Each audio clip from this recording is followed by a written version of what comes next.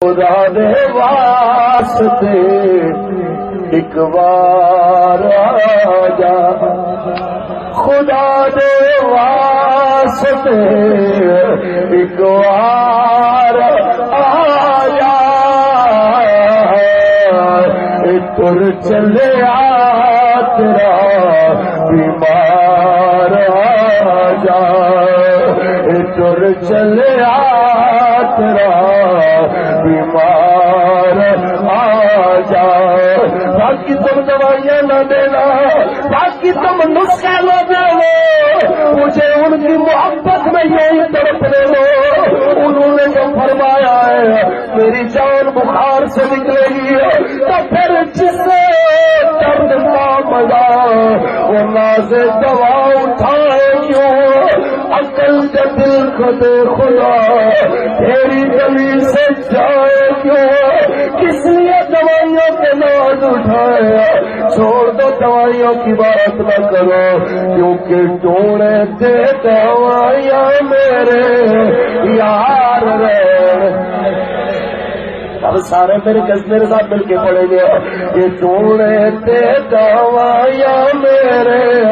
یار رہے، آگاہ دے بیمار بیمار رہنے دے۔ جناب اعلیٰ ایسے لمحات میں روح پرواز کر جاتی ہے، میرے کریم کا فرماتے ہیں حضرت بلال بن حارث کو چاہے آپ اس کی قبر تیار کریں، اب میرے آقا خود جنازہ پڑھاتے ہیں، ذرا تصور تو کیجیے ان کے مقدر کی عظمتوں کا، جس وقت ان کا جنازہ لے کے آتے ہیں ابھی قبر پوری تیار نہیں ہوتی، وہاں آپ کے مقدر پہ قربان جناب عبداللہ